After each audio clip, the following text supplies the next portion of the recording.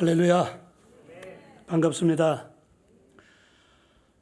먼저 저와 또 저희 가정을 위해서 목사님들과 교우들이 많이 기도했다는 얘기를 나중에 전해 들었습니다.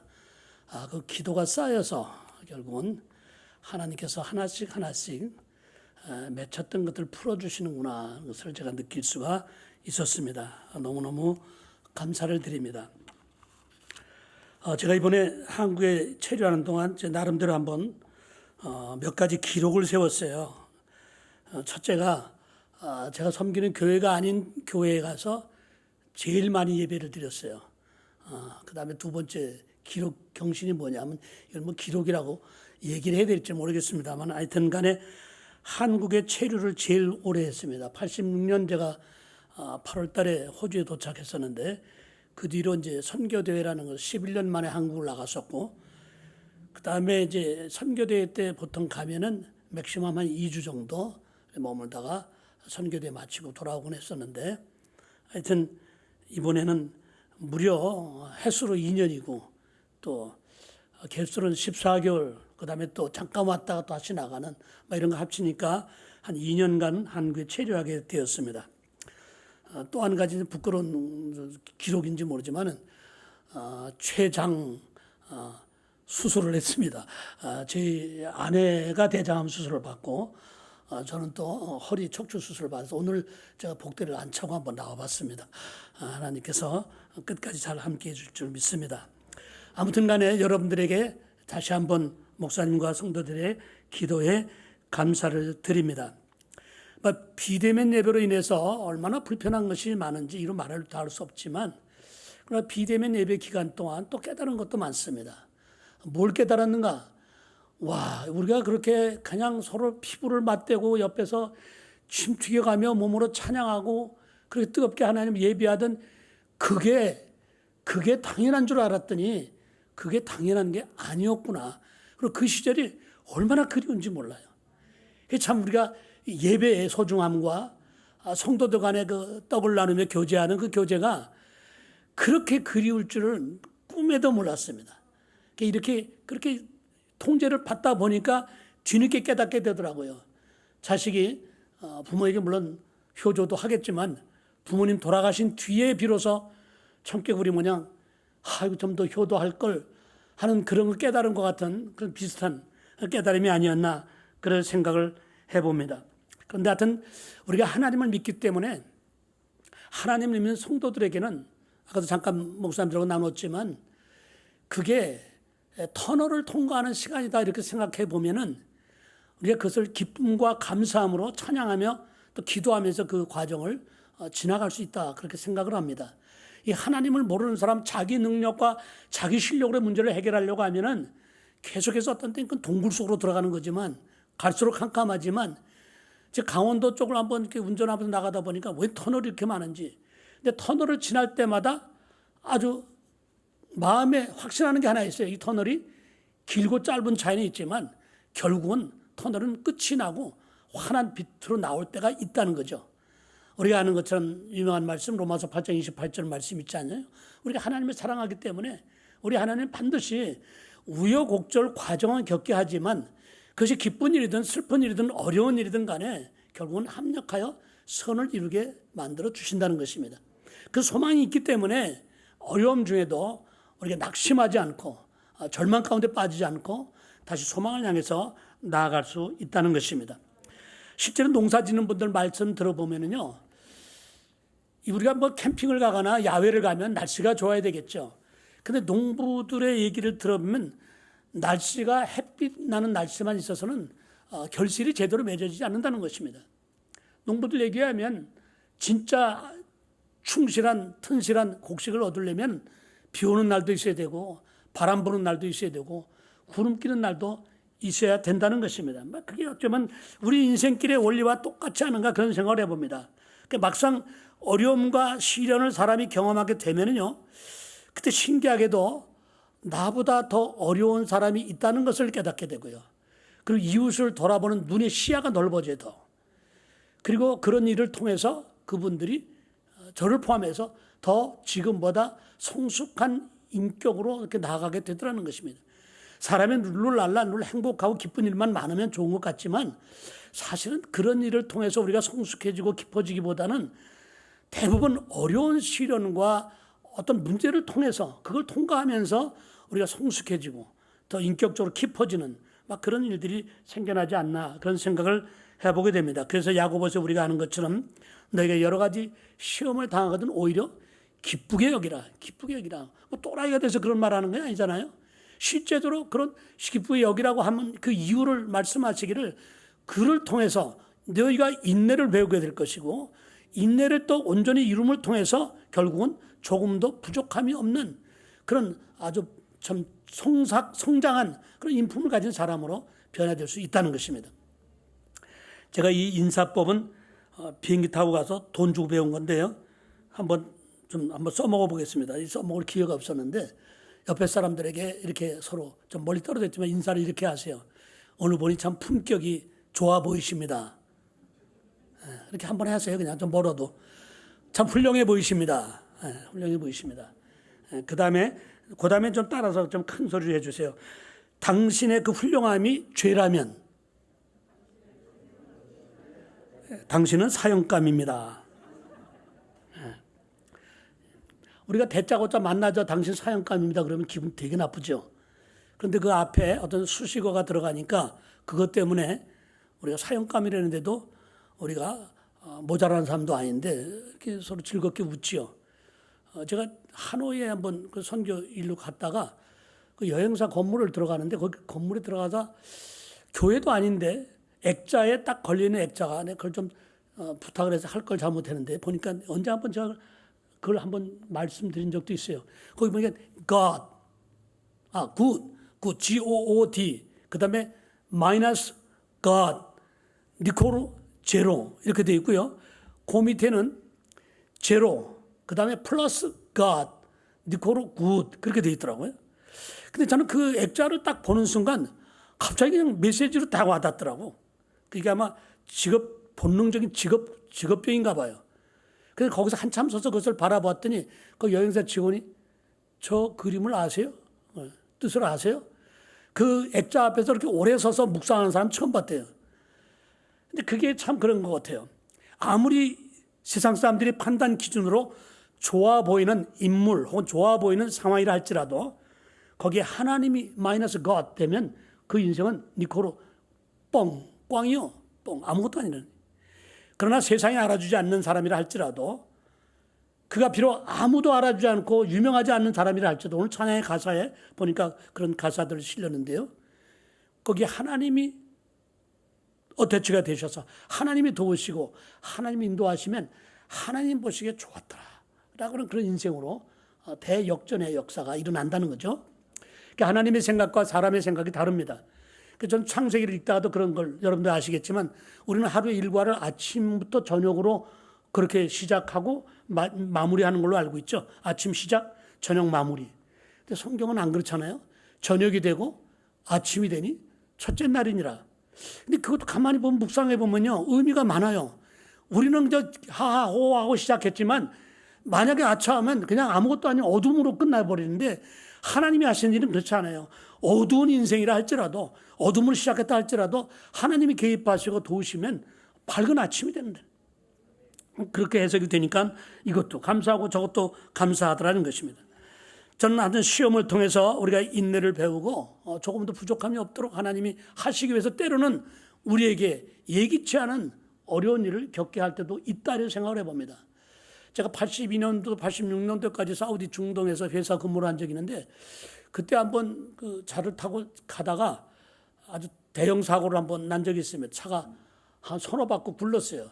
하이웨이에서 그때 보통 180km로 보통 달리는 거긴 그렇게 되어 있는데 마침 그걸 뭐라 그러나 분리대가 모래로 되어 있기 때문에 차가 뒤집어지면서 몇 바퀴 뒤집어지면서 신기하게도 차가 원래 덩치가 커서 그런지 굴러가는데도 제가 차 안에서 굴르면서도 슬로우 비디오로 굴러간다는 생각을 했어요.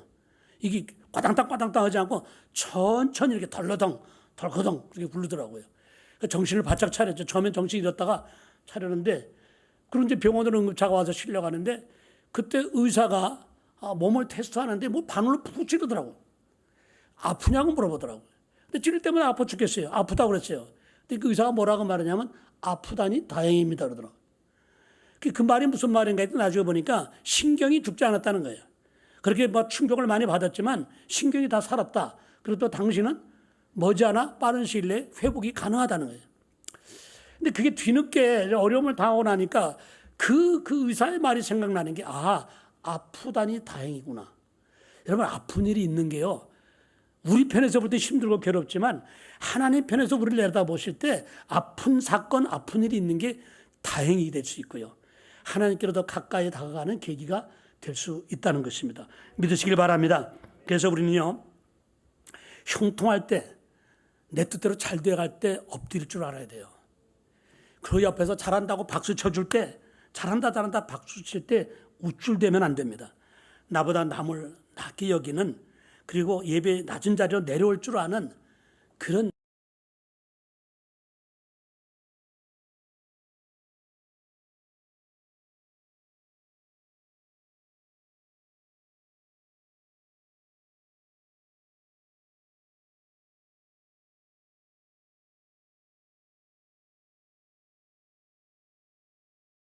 다루실 수밖에 없었어요.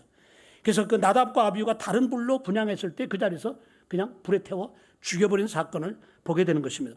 실제로 예배는요 전염성이 있습니다. 여러분들 지금 나와서 이렇게 예배에 앉은 자리인데 그 여러분이 사실 이렇게 해야 되겠다고 생각했다기보다 다 누군가 예배 드리는 모습을 보고 배운 겁니다. 저도 여기 시드니에 처음에 와가지고 SPD에서 구역장, 그 다음에 블랙타운에서 구역장, 본다에서 구역장을 했을 때 그때는요, 뭐 지금도 그런지 잘 모르겠습니다만 각 구역에서 구역 예배를 드린 뒤에 그 다음에 또 철야 예배로 또 다 본당으로 모였습니다. 그게 굉장히 바빴네. 지금 생각 목사 때보다 더 바빴어요. 그때 집사 때.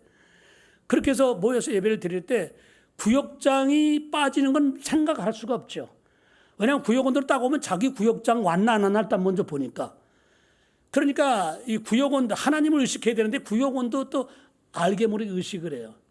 저는 이번에 그 가정 예배를 집에서 드리면서 우리 손주 녀석이 7살인데 깜짝 놀랐어요. 예배를 가정 예배를 드리는데 박수를 치는데 뭐 저는 이제 말씀을 준비하니까 이렇게 성경을 한 손에 들고 또 뭐 이렇게 무릎을 치면서 저는 찬양을 부르고 제 아내도 원래 태생이 그래서 그런지 뭐 요란하게 박수 안 칩니다.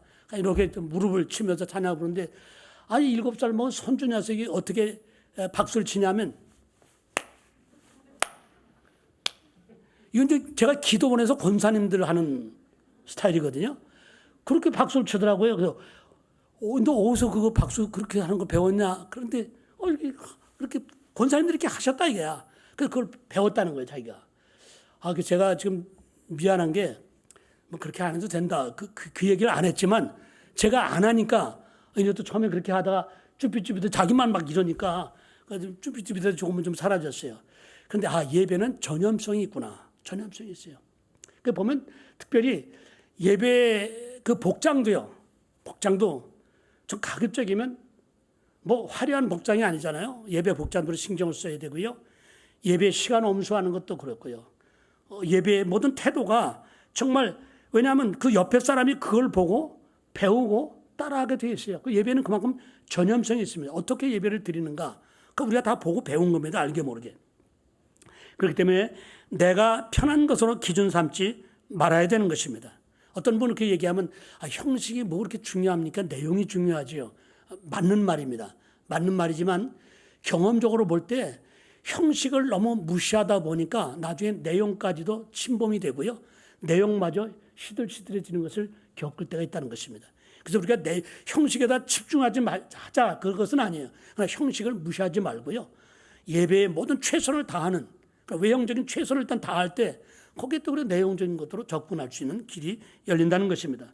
사랑하는 성도 여러분, 제가 이번 그 팬데믹 사건으로 인해서 들은 얘기인데요. 비대면 예배가 가져온 한국 교회의 영적인 위기가요 심각합니다. 지금 대한민국에는 방방곡곡에 예배당이 있습니다. 교회당 없는 곳이 없습니다. 그런데 지금 약 6만 개의 교회들이 있었는데 16,000교회가 지금 문을 닫았다는 거예요. 다 사라졌다는 거예요. 불과 2년 사이에 이 엄청난 교회들이 문을 닫았고요. 특별히 교회 30-40%는 유년 주일학교가 없다는 거예요. 주일학교가 없어요.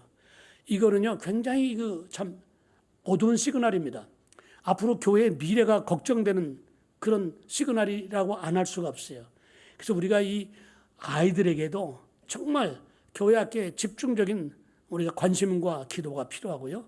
또 육성을 위한 교회적인 그런 사역이 필요하지 않나 이런 생각을 해봅니다. 여러분 세상 성공 중요합니다. 영광스럽습니다. 그러나 예배만큼은 타협하지 않고 예배만큼은 성공하겠다고 하는 그런 다짐이 우리에게 있어야 됩니다. 우리 한번 옆에 분들에게 예배에 성공하십시다. 인사하십시다. 예배에 성공해야 됩니다. 그 다음에 두 번째로 성도들 사이에 교제로 우리 교회는 하나 될 수 있습니다. 교제로. 사실 에베소 4장의 말씀을 보니까 성령이 하나 되게 하신 것을 힘써 지키라. 성령께서 하나 되게 하셨어요. 거기 성경을 보면 몸이 하나요 성령도 한 분이니 이와 같이 너희가 부르심의 한 소망 안에서 부르심을 받았느니라. 영어 성경에도 아주 임팩트가 강하더라고. One body, one spirit, one hope. 그냥 하나라는 거예요. 이 하나가 될 때 거기에 놀라운 파워가 일어납니다. 우리가 잘 아는 2002년도 꿈은 이루어진다. 그 축구공 하나에다가 막 뭉치니까 그냥 엄청난 축구 전문가들도 우리가 4강에 오를 거는 전혀 생각하지 못했다는 것 아닙니까? 그런데 그렇게 하나가 되니까 놀라운 그 에너지, 시너지 효과가 일어나더는 거예요. 이건 교회 공동체도 마찬가지입니다. 우리가 교회 구성원을 가만히 보면 정말 다양한 사람들이 모였어요. 각기 달라요. 뭐 조건을 따지나요? 제가 한국에서 우리 손주 녀석이 축구를 좋아해서 축구 교실을 맨날 데리고 가는데 거기 보니까 테니스장이 있길래 아이들 축구하는 동안 한 2시간 연습을 하는 동안 저는 할 일이 없으니까 그 정부 테니스장이 있어서 저긴 빌리는데 얼마나 되나 싶어서 어슬렁 가서 사무실을 찾으니까 사무실이 안 보이는데 거기 한 멤버인지 그분이 왜 여기 관심 있으세요? 그래서 예, 이거 뭐 절차가 어떻게 됩니까? 했더니 여기 회원을 입회비가 1년에 얼마고 또 뭐 조건이 뭐 이거 저 합니다. 그런데 한 분이 그래요? 그러고 난 관심도 없었는데 돌아서 흘렀는데 그런데 중요한 조건이 하나 더 있어요. 회원 5명의 동의를 얻어야 됩니다. 그러더라고요. 참 뭐 그 테니스 한번 치는데 뭐 그런 절차가 까다롭나 속으로만 그 얘기를 했죠. 할 생각도 없었지만 그런데요 일반 공동체의 일원이 되는데도 어떤 좀 일정한 자격 조건이 있어요. 동호회에 모이는데도 뭐 좀 자격 조건을 따지고요.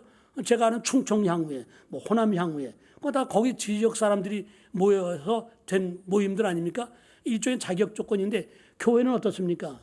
만약 교회에 뭐 대학 졸업 이상 나와야 되고 키는 160 이상만 와야 됩니다. 뭐 몸무게 얼마, 뭐 몸매가 어떻게 돼야 됩니다. 뭐 이런 조건을 따지면 그런 교회 없지만 그런 조건을 따진다면 교회가 모이겠습니까? 교회는 그런 조건 아무것도 다 anybody welcome. 그냥 신천지만 아니면 되잖아요. 그 조건도 최근에 생긴 조건이지 옛날에는 없었어요.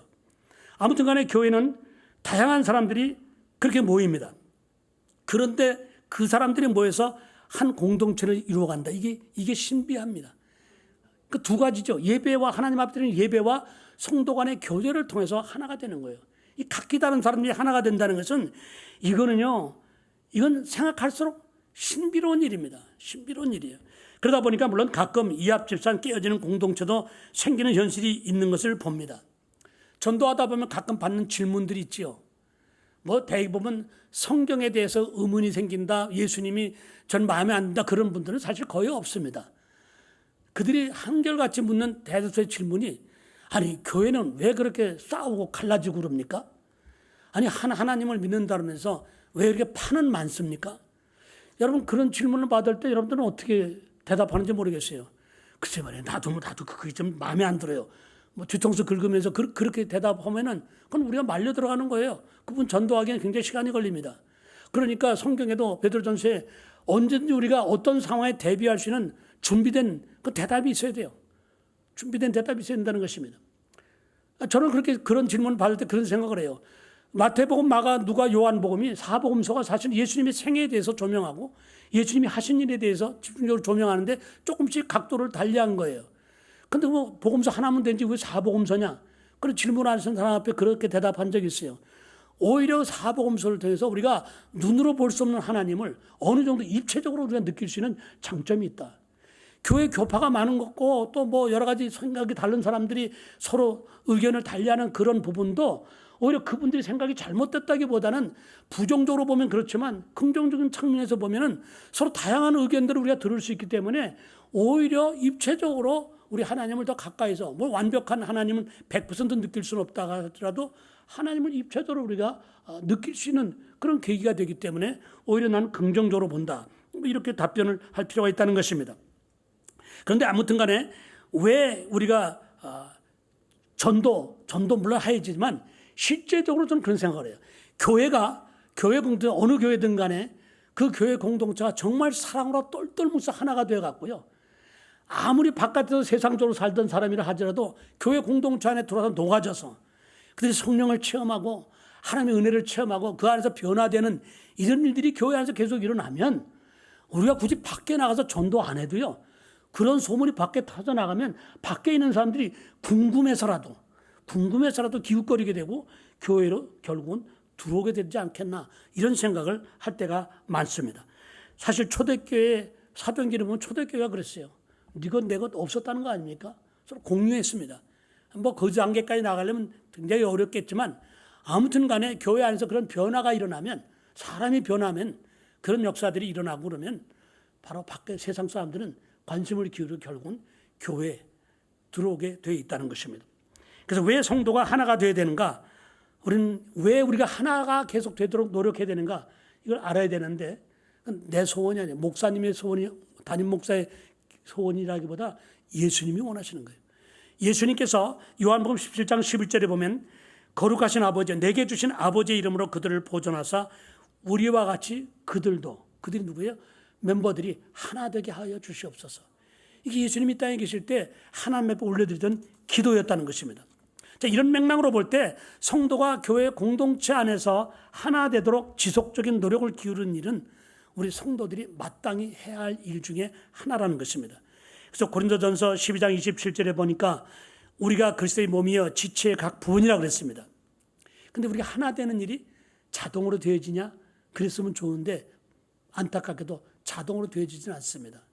집사람이 밥할 때 보니까 뭐 쌀 씻어서 물 앉혀놓고 스위치를 확 누르니까 마시는 취사가 시작됐습니다. 녹음기 나오면서 한참 있다 시간 지나니까 마시는 밥이 완성되었습니다. 저어서 맛있게 드세요. 뭐 그런 녹음이 나오는 게 있더라고요. 이게 밥은 그렇게 일정하게 스위치 누르면 시간 지나면 마시는 밥이 자동으로 되어지는데 성도들이 각기 다른 성도가 하나 되는 것은 오토매틱으로 되어지지 않는다는 것입니다. 밥솥 원리와 다릅니다. 저는 어려서 우리 작은 아버님 사업 때문에 그런지 자세한 내용은 어른들 얘기 때문에 모르지만 초등학교 때 우리 사촌과 같이 살았어요. 우리 사촌 형이 나보다 한 살 많고 사촌 동생이 나보다 한 살 어렸어요. 마포 대흥동이 우리 고향인데 그 옛날 어려서 우리 시절에는요. 그 동네마다 그 소위 가다, 어깨, 뭐 주목 이 서열이 있어요. 랭킹 누가 정해져 랭킹이 정해져 있어요. 근데 우리 삼형제는요. 랭킹에 소속되지 않았지만 아무도 우리를 건드리지 않았어요. 왜냐하면 우리가 집안에서는 맨날 서로 한 살 차이라 맨날 지지고 볶고 다퉜습니다. 밥 먹을 때마다 싸우고 막 툭탁거리고 그랬어요. 근데 밖에 나가서 싸움이 붙게 되잖아요.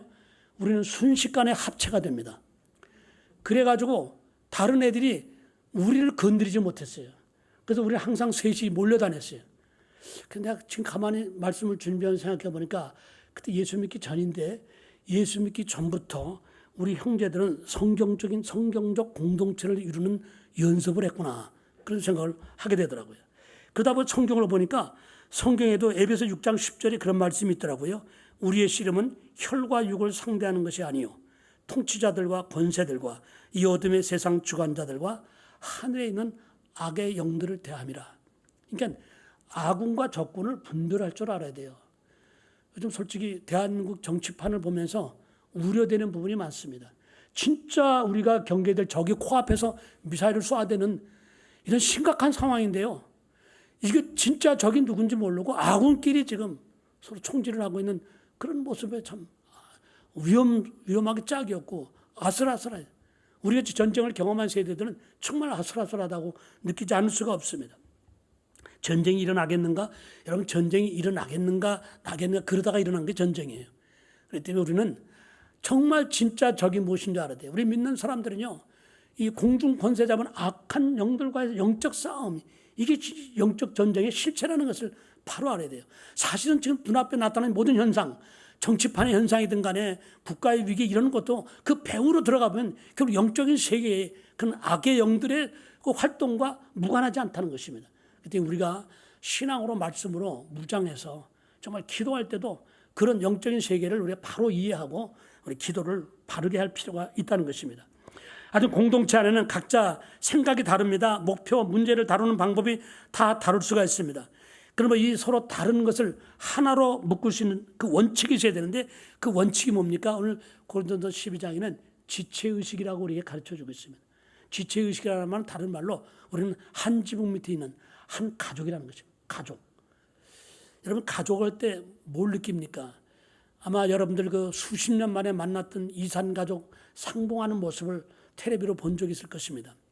제가 그때 볼 때마다 느끼는 것인데 그 볼 때 그분들이 오래간만에 만나가지고 그동안 어떻게 지내셨는지 정말 궁금했습니다. 점잖게 인사하고 아이들은 잘 크는지요. 뭐 이렇게 그냥 공식적인 인사를 나누는 걸 한 번도 본 적이 없어요.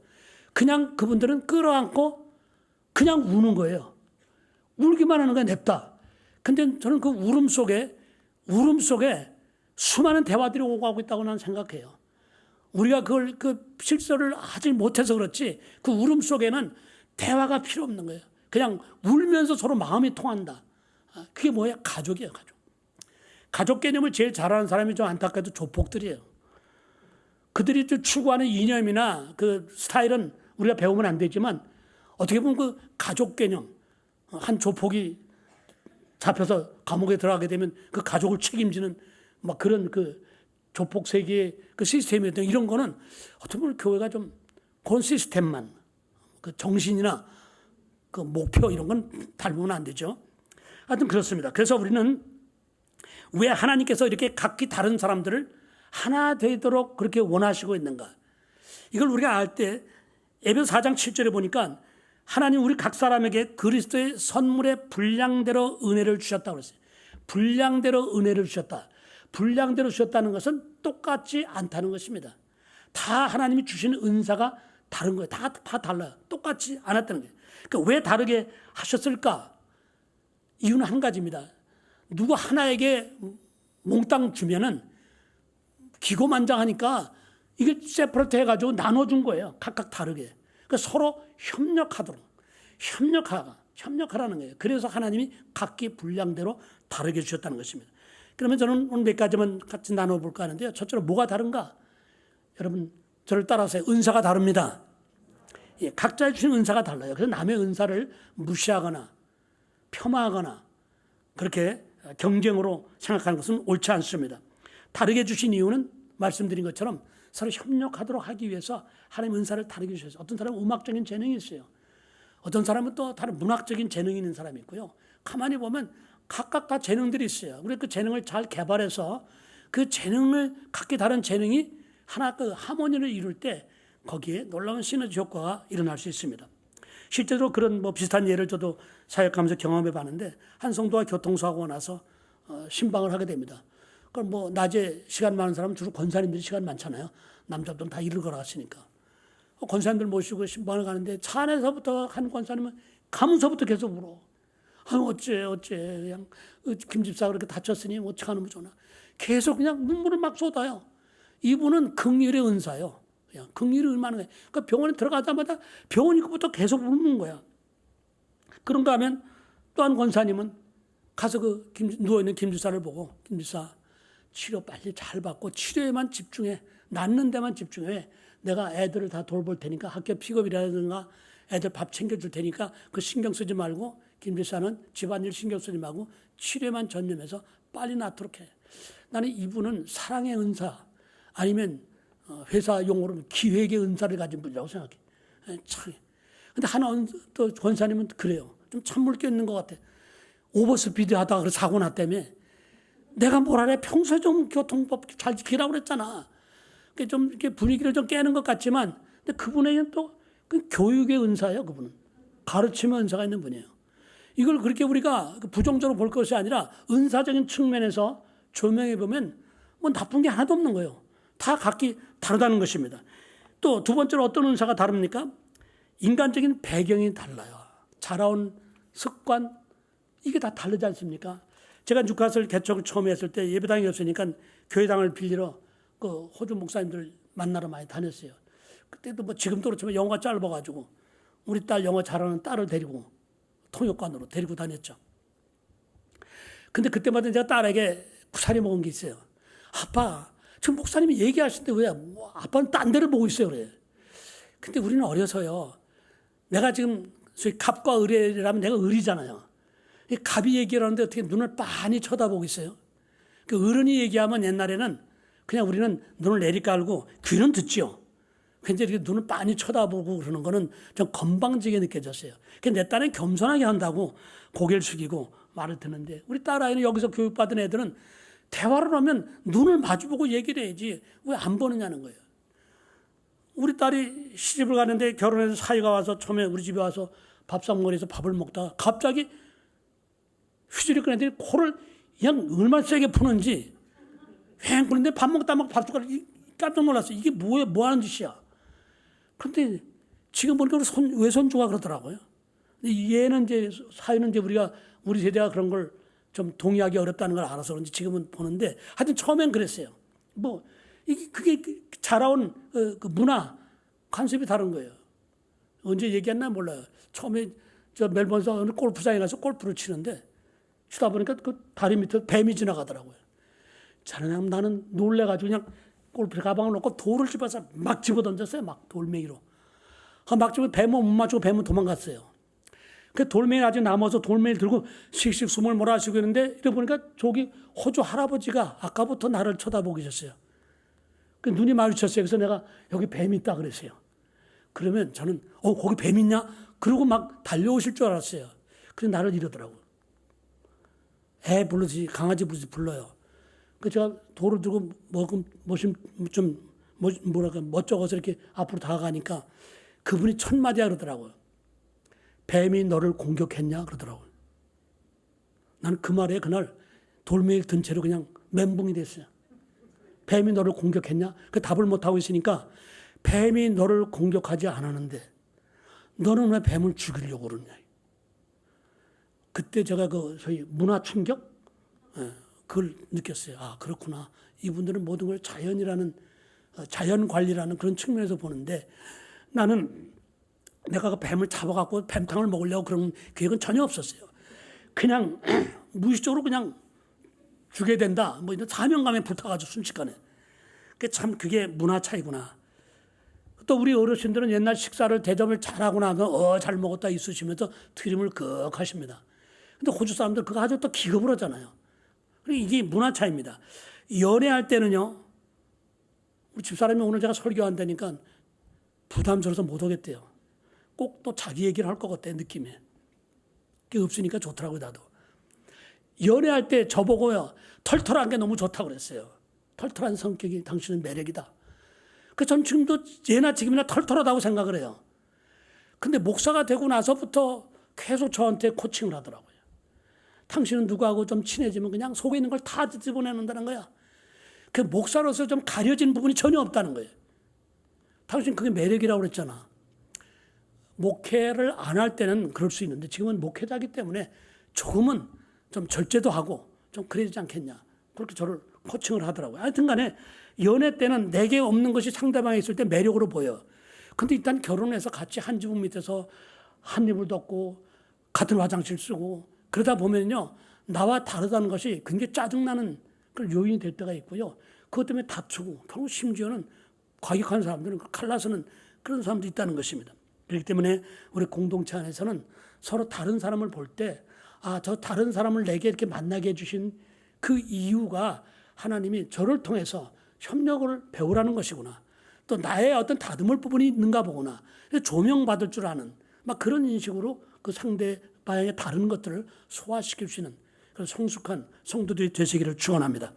그 다음에 세 번째는 믿음의 크기가 다릅니다. 믿음의 문제는 우등이다 열등의 문제로 다룰 문제는 안 돼요. 그렇게 접근해서는 해결책이 않습니다. 자라가는 과정이 다른 것뿐인 것입니다. 로마서 14장 1절에 3절의 말씀을 보면 믿음이 연약한 자를 너희가 받되 그의 의견을 비판하지 말라. 어떤 사람은 모든 것을 먹을 만한 믿음이 있고 믿음이 연약한 자는 채소만 먹느니라. 그러니까 먹는 자는 먹지 않는 자를 업신여기지 말고 또 먹지 않는 자는 먹는 자를 비판하지 말라. 왜? 하나님이 그 모두를 받으셨다. 하나님이 다 받으시고 어프로브를 하셨는데 네가 뭐냐는 거야. 네가 뭘 거기에 그 브레이크를 걸고 거기에 뭐 어게인스트를 할 수 있냐. 세계 사전에 등재되었다고는 부끄러운 단어가 있죠. 최근에 한국의 내로남불, 뭐 NA 뭐 이렇게 영어로까지 내로남불로 되어 있는데 사실 그것도 교회 안에서도 그 유사한 일들이 있을 수 있습니다. 어떤 분이 주시옵소서, 내게 주시옵소서 기도를 합니다. 그러면 그걸 꼭 뭐라고 하면 기복적인 신앙이다 그렇게. 근데 자기가 주시옵소서로 기도할 때는 뭐라고 말해? 나는 성경의 약속의 말씀을 근거로 기도한다고 그래. 전형적인 내로남불의 한 모습입니다. 누가 헌금을 조금 합니다. 작은 헌금을 하면 아유 그렇게 인색해서 되겠나 찌찌찌하고 혀를 찹니다. 그러니까 자기가 적게 할 때는 예수님도 과부 둘의 돈을 귀하게 보셨다. 그렇게 또 해석을 하는 것입니다. 누가 큰 집을 사서 이사를 갔어요. 그럼 박수 쳐주고 축하해요. 그럼 뭐 조그만 꽃다발에다 하나 갖다 주고 축하해주면 얼마나 좋아요. 보기 좋고. 그런데 예수님은 머리 둘 곳도 없으셨다는데. 그래서 자기가 큰 집을 사서 이사 가면 하나님이 축복해 주셔서 드디어 지경을 넓혀 주셨다고. 전형적인 내로남불입니다. 누가 눈물로 기도를 합니다. 아유, 기도도 유별나게 한다 그래요.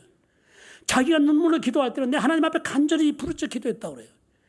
이게 교회 안에 전형적인 내로남불의 한 모습이 될 수 있다는 것입니다. 그렇습니다. 주초 문제도 그래요. 저는 남자 집사님들만 한 100여 명 모시고 한번 야외를 한번 간 적이 있었어요. 근데 그때 이제 뭐 꼭 바베큐 순서가 있죠. 바베큐를 막 준비 다 해놨는데 라이터가 있어야 되는 거야. 라이터! 나도 모르게 그냥 얽히길래 라이터! 그랬더니 내가 얼핏 봐도 한 대여섯 명이 권총 뽑으려고 딱 폼을 잡았었어. 그러다가 갑자기 권총을 뽑으려다 다시 원위치로 돌아가더라고. 놀라운 기적이 일어났어요. 100명이 넘는 남자 집사들만 모이는데 라이터가 있는 사람이 하나도 없다는 것은 나는 이건 요단강이 갈라진 버금가는 기적이다 그랬어요. 내가 1분 동안 기도할 테니까 갖다 놓으라고 그랬어요. 그리고 기도했어요. 하나님, 이 바베큐 좀 해야 됩니다. 교제를 좀 풍성하게 하기 위해서 라이터를 좀 주십시오. 기도 끝나고 보니까 한 5개인가 뭐 라이터가 와 있더라고. 집사님이 다 좋아해요. 그런 식으로 어프로치 하니까 그걸 뭐 불편하게 생각한 사람은 없었습니다. 근데 또 이상하게 우리가 교회 안에 아직도 주초 문제를 해결하지 못한 집사님들이 계시거든요. 근데 그런 분들은 마치 무슨 문둥이 취급받듯이 이렇게 그렇게 하면 안 돼요. 이미 그런 분들도 우리 안 하는 분들은 용납할 줄 알아야 되고요. 또 아직 그 습관에서 헤어나지 못한 분들은 그걸 당연하게 여기지 말고 공동체 안에 내가 덕을 세우는 일이 내 취향이나 내 습관보다 더 소중하다. 그래서 자꾸 노력을 하는 거예요. 그걸 좀 절제하려고 노력하는 이런 일들이 있어요. 용납해주고 자기는 절제하려고 노력하는 그런 것이 있어서 점점 접촉점이 생겨지는 거예요. 그 문제를 해결할 수 있는 접촉점이 생긴다는 거예요. 그냥 그때마다 막 정죄하고 판단하면 그게 고쳐지지 않어요. 이게 바른 말도 우리가 올바른 말이라 할지라도 전달하는 방법에 따라서 상대방이 다르게 받아들인다는 것을 알아야 돼요. 경험적으로 볼 땐 그렇습니다. 상대방의 잘못이나 실수를 날카롭게 예리하게 지적하고 판단해서 고쳐지는 경우는 사실 드뭅니다. 그 데살로니가 전서 5장에도 보니까 그러므로 피차 권면하고 서로 덕을 세우기를 너희가 하는 것 같이 하라. 서로 덕 세우는 데 초점을 두라는 거예요. 스페인 경언에 그런 말이 있더라고요. 제가 유튜브에서 봤는데 화살은 심장을 관통하지만 매정한 말은 영혼을 관통한다고 그랬어요. 우리가 뒤에서 기도해 주면서 기다려 줄 때 시간은 걸려도요. 하나님이 정한 시간표에 의해서 변화될 때가 있다는 것입니다. 잘못했다고 해서 마음에 안 든다고 해서 그때마다 가혹하게 잔인한 말로 상처 주고 잘라버리고 왕따시키고 코너로 몰면 그 사람이 변화될까요? 아니요. 대부분 떠나가거나 변화되는 것을 포기합니다.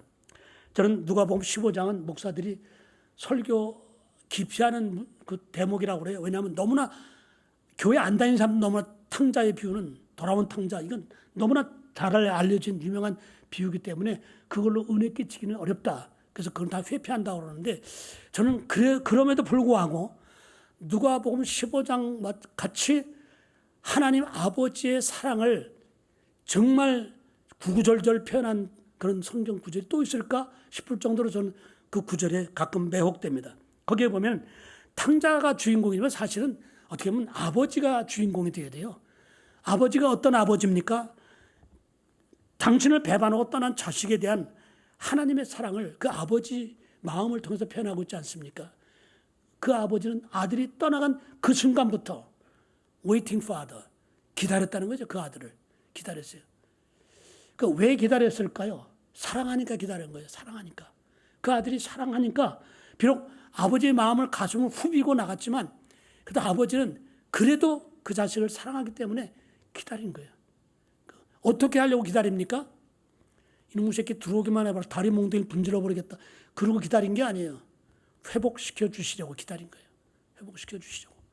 그래서 아들이 돌아왔을 때 그때 가서 시장 보고 장 보고 옷 사입히고 그런 게 아니잖아요. 다 준비했던 거예요. 가라지 끼우고 신신 끼고 옷 입히고. 그래서 아들의 신분을 회복시킨 거예요. 그게 아버지의 마음인 것입니다.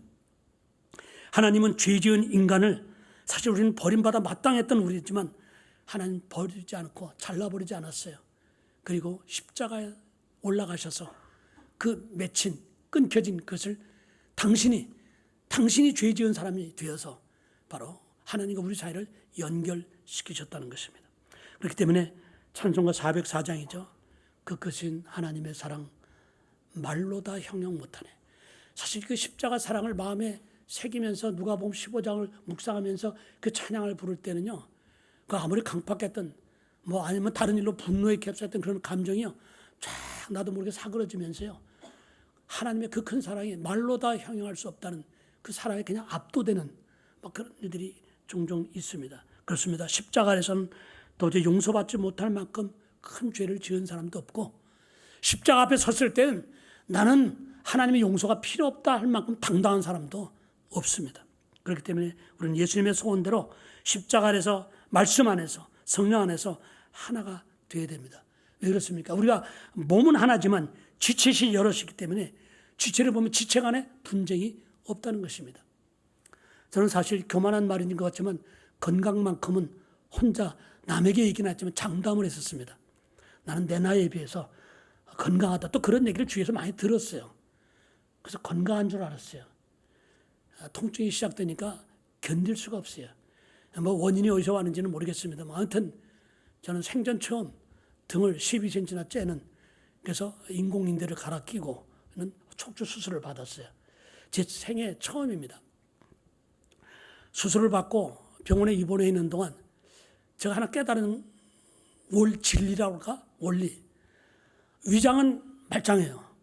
눈도 손도 말짱해요. 다리도 아주 근육이 남아있어요.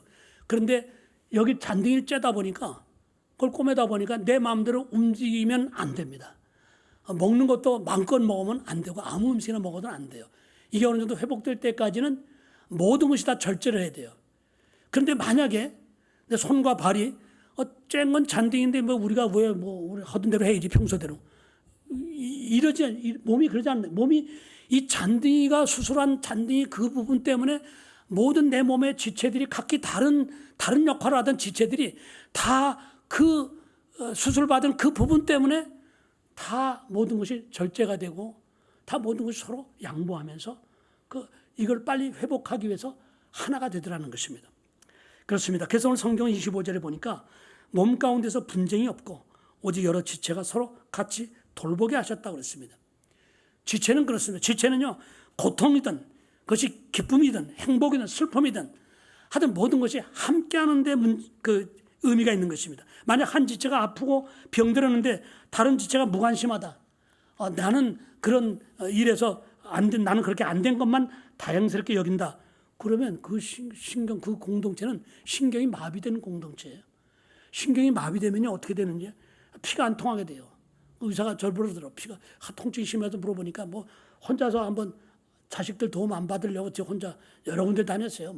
물치료도 받고 침도 받고 또 신경 차단술인가 뭔가 하는 그런 마약 같은 그런 통증이 없애는 그런 주사도 맞아보고 하다 안 돼서 결국은 자녀들의 신세를 지게 됐는데, 근데 그때 의사가 그러더라고요. 신경이 안 통하게 되면 막히게 되면 피가 안 통하게 되고요. 결국 그게 오래되면 거기가 마비가 된대요. 굳어진다는 거예요. 그렇습니다. 이 서로 교제가, 성도 간의 교제가 없어지면 결국은 그 공동체는 마비가 된 공동체야. 그럼 지체의 공동체가 아니라 시체들이 모인 시체 공동체가 되는 것입니다. 교회 공동체는요, 서로들 배려하고 서로를 인정해주고 격려와 위로를 해주는 따뜻한 사랑의 샘물이 계속 흘러가는 그런 공동체가 되어야 돼요. 수년 전 소천하신 우리 김웅천 권사님, 제가 멜번에서 이제 개척하다 자주 못 오지만 시드니에 올라올 때마다 그때 참 청년 사역을 처음에 하면서 저는 으쌰으쌰 아주 신났습니다.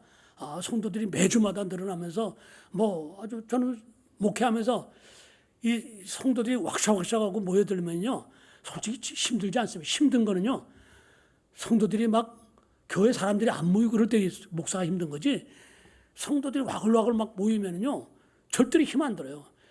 그런데 그래도 역시 몸을 가진 육체가 있는 거로 몸은 힘들었던 것 같아요. 그러니까 제가 왕년에 이렇게 머리가 없지 않았어요. 장발 때문에 도망다니던 사람이었어요. 근데 여기 올라오니까 장로님들이, 권사님들, 어머나 목사님 얼마나 힘드셨나 봐, 머리가 다 이렇게 빠지셨네, 그렇게 얘기를 하셨어요. 그때만 예, 아닙니다. 근데 김웅천 권사님이 뭐라고 말씀하셨냐면, 아이고 우리 박 목사님, 우리 하나님이 얼마나 이쁘다고 쓰다듬어 주셨길래 저렇게 머리가 많이 빠졌는고. 근데요, 그 얘기를 들으면은요, 제가 멜번으로 돌아가는 비행기 안에서나 차 안에서요, 그렇게 그 얘기만 생각이 떠오르면 나도 모르게 희죽희죽 웃어요, 나 혼자. 실성한 사람 같지, 누가 보면. 근데 같은 말이라도요, 이런 그 예쁜 말이 있고 사람을 격려하고 살리는 말이 있구나. 어떤 며느리가 시집을 하는데 밥을 할 줄 몰랐대요.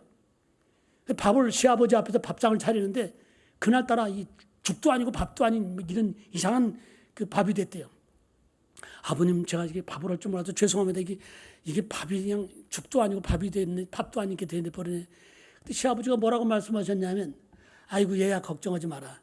내가 요즘 소화가 잘 안 돼갖고 죽도 소화를 못 시키는데 밥은 더 말할 것도 없지. 근데 네가 오늘 죽도 아니고 밥도 아닌 걸 했으니 얼마나 나한테 딱 맞는 걸 했는지 모르겠네. 고맙구나 얘야. 그걸 식사를 다 하셨는지 안 하셨는지 모르겠어요. 그렇지만 하여튼 간에 그렇게 격려해 주니까 그 며느리가 계속 그런 밥 메뉴를 아버지 앞에 올렸겠습니까? 밤잠 안 자고 연구하고 실험하고 또 반복하고 해서 결국은 기가 막힌 식사를 드리지 않나, 이런 생각을 해봅니다. 그렇습니다. 여러분, 내가 말씀을 마치려고 합니다. 우리가 서로 각자 다른 다양한 지체들이 하나 되게 하는 유일한 대안은요, 수준 높은 교육이 아니에요. 또 군대식으로 강압적인 그런 억압적인 방법에서 되는 것이 아닙니다. 이해와 배려 그리고 사랑이라는 끈으로 서로를 엮는 것입니다. 사랑의 끈으로 서로를 묶는 거예요. 그래서 고린도서 12장을 보면 우리가 아는 것처럼 이렇게 은사를 쭉 나열해 오다가 13장에 와서는 결론을 그렇게 내리지 않습니까? 믿음, 소망, 사랑, 이 세 가지는 항상 있을 것인데 그 중에 제일은 사랑이라. 이번 서열 계급을 얘기하는 건 아니에요. 사랑으로 하나 되면 그 다음에 다른 것들이 술술 풀려져 나갈 수 있다는 것입니다. 저는 고린도서 13장 7절, 결혼 주례할 때로 자주 인용하는 말씀이긴 하지만 이 말씀을 같이 한번 읽었으면 좋겠는데요. 우리 13장 7절 저기 화면에 떴네요. 같이 한번 한 목소리 읽읍시다. 시작. 모든 것을 참으며, 모든 것을 믿으며, 모든 것을 바라며, 모든 것을 견디느니라. 아멘입니까? 예. 사랑하면은 우리는 로맨틱한 걸 생각합니다. 소프트한 솜사탕 같은 그런 이미지를 연상합니다. 근데 저 말씀을 가만히 보면은 그런 이미지하고는 전혀 다르지 않습니까? 전혀 달라요. 제가 13장 7절 한번 더 읽는데, 제가 모든 것을, 그 단어는 제가 하겠습니다. 그러니까 여러분들은 그 다음에 참으며, 또 제가 모든 것을, 그러면 여러분은 믿으며, 그 구절만 다시 한번 하겠습니다. 시작. 사랑은 모든 것을